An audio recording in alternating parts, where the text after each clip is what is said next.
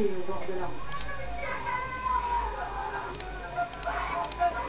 Ils ont commencé par dire que j'étais Kikuyu et ils voulaient me tuer. Heureusement, des policiers étaient là, ils m'ont aidé et j'ai pu fuir.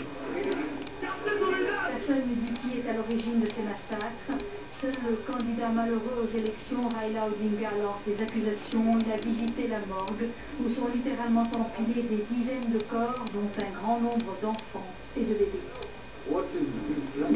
Ce qui se passe actuellement dans notre pays est un génocide et il est perpétré essentiellement par les officiers de police. Les efforts de paix de la communauté internationale et de l'Union africaine se poursuivent. Pour la première fois, le président Kibaki s'est adressé à la nation. Il s'est dit prêt à dialoguer avec son adversaire une fois que les violences auront cessé. Pourtant, rien ne semble calmer la colère de Raila Odinga. Il a appelé une nouvelle fois ses partisans à manifester dès demain. Les États-Unis ont décidé d'envoyer un émissaire au Kenya pour tenter de promouvoir le dialogue entre le président réélu et son principal opposant. En Turquie, une explosion visant un véhicule militaire a fait 4 morts et 52 blessés à Diyarbakir.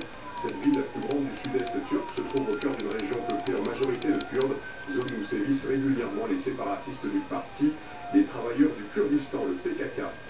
Une situation également tendue dans la bande de Gaza où 9 Palestiniens ont été tués et 48 blessés dans les raids aériens et des bombardements de l'armée israélienne. Une offensive qui vise essentiellement le sud du territoire contrôlé par le Hamas. Des territoires palestiniens dans lesquels la santé est une préoccupation constante mais difficile à assurer. Les services sanitaires publics sont souvent suppléés par des structures associatives ou religieuses.